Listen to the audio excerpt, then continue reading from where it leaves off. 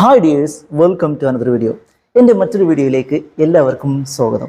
നമ്മൾ മലയാളത്തിൽ പറയുന്ന ഒരു ശൈലി ഇങ്ങനെയാണ്, അക്ഷരാർത്ഥത്തിൽ. അക്ഷരാർത്ഥത്തിൽ എന്ന് പറഞ്ഞിട്ട് നമ്മൾ ധാരാളം കാര്യങ്ങൾ പറയാറുണ്ട്. അക്ഷരാർത്ഥത്തിൽ ഞാൻ കരഞ്ഞുപോയി, അക്ഷരാർത്ഥത്തിൽ ഞാൻ തളർന്നുപോയി, അവൻ അക്ഷരാർത്ഥത്തിൽ അവൻ്റെ വാക്ക് പാലിച്ചു, ഇങ്ങനെയൊക്കെ പറയാറുണ്ടല്ലേ. അക്ഷരാർത്ഥത്തിൽ ഇങ്ങനെയുള്ളതിനാണ്, ഇങ്ങനെ ചെയ്യുന്ന കാര്യങ്ങൾക്ക്, ഇങ്ങനെ വരുന്ന കാര്യങ്ങൾക്കൊക്കെയാണ് നമ്മൾ അക്ഷരാർത്ഥത്തിൽ എന്ന് പറയുന്നത്.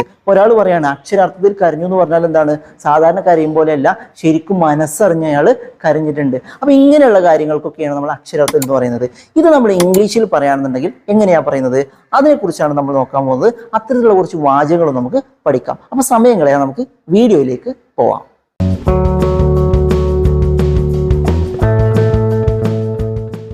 ഓക്കെ, അപ്പോൾ നമ്മൾ പറഞ്ഞു അക്ഷരാർത്ഥത്തിൽ. യെസ്, ഇതിന് നമ്മൾ ഇംഗ്ലീഷിൽ പറയുന്നത് ഇങ്ങനെയാണ്, ലിറ്റററി. ലിറ്റററി എന്ന് പറഞ്ഞാൽ സാഹിത്യപരമായിട്ട് നല്ല, ലിറ്ററേച്ചർ എന്നല്ല അതിനർത്ഥം. ലിറ്റററി എന്ന് പറഞ്ഞാൽ അക്ഷരാർത്ഥത്തിൽ, എല്ലാ അർത്ഥത്തിലും പരിപൂർണമായ അതിൻ്റെ എല്ലാ കാര്യങ്ങളും ഉൾക്കൊണ്ടിട്ടുള്ള ആ അർത്ഥത്തിൽ എന്നുള്ളതാണ് ലിറ്റററി എന്ന് പറയുന്നത്, അക്ഷരാർത്ഥത്തിൽ എന്ന് പറയുന്നത്. ഓക്കെ, ഇപ്പോൾ ഒരാൾ കരഞ്ഞു, എങ്ങനെ കരഞ്ഞു? അക്ഷരാർത്ഥത്തിൽ കരഞ്ഞു, ശരിക്കും അയാൾ മനസ്സറിഞ്ഞ് കരഞ്ഞു. ഇപ്പൊ ഞാൻ പറയാണ് ഐ ലിറ്റററി ക്രൈഡ്. ഞാനൊരു സിനിമ കണ്ടു, അപ്പോൾ ആ സിനിമ കണ്ടപ്പോൾ എനിക്ക് വല്ലാതെ സങ്കടം വന്നു. സങ്കടം വന്നപ്പോൾ ഞാൻ കരഞ്ഞു. സാധാ കരയുന്നത് പോലെയല്ല, അക്ഷരാർത്ഥത്തിൽ ഞാൻ കരഞ്ഞുപോയി.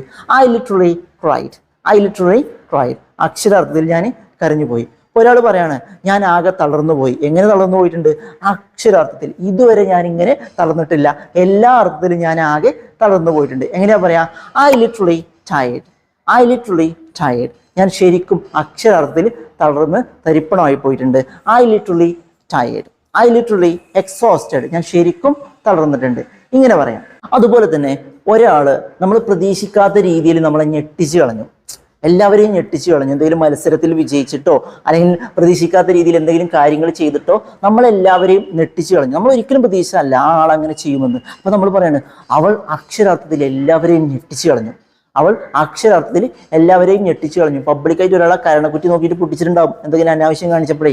അപ്പൊ ആളുകൾ പറയാണ് അവൾ പുലിയാട്ടോ, അവൾ അക്ഷരാർത്ഥത്തിൽ എല്ലാവരെയും ഞെട്ടിച്ചു കളഞ്ഞു. She literally shocked everyone, she literally shocked everyone, അവൾ അക്ഷരാർത്ഥത്തിൽ എല്ലാവരെയും ഷോക്കടിപ്പിച്ചു കളഞ്ഞു, ഞെട്ടിച്ചു കളഞ്ഞു. ഷീ ലിറ്ററലി ഷോക്ക്ഡ് എവരിവൺ എന്നാണ് അതിന് ഇംഗ്ലീഷിൽ പറയുന്നത്. She literally shocked everyone. അതുപോലെ തന്നെ ഇപ്പൊ നല്ല ചൂടാണ്, ഭയങ്കര ചൂടാണ്.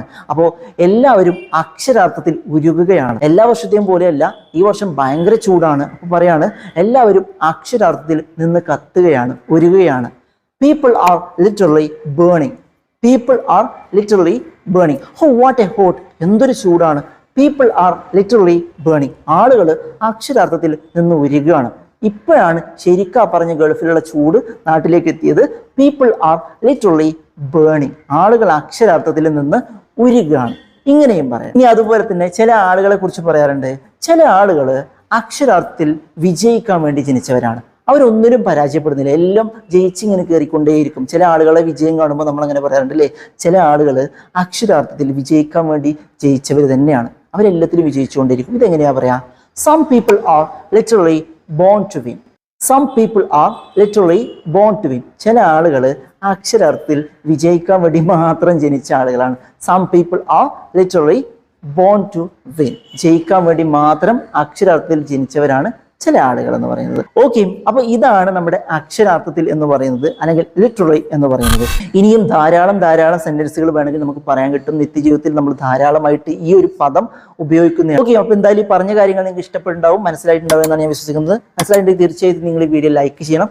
ആദ്യമായിട്ട് കാണുന്ന ആരെങ്കിലും ഉണ്ടെങ്കിൽ ചാനൽ സബ്സ്ക്രൈബ് ചെയ്യാൻ നിങ്ങൾ മറക്കരുത്. മറ്റൊരു യൂസ്ഫുൾ ആയ വീഡിയോ നമുക്ക് വീണ്ടും കാണാം.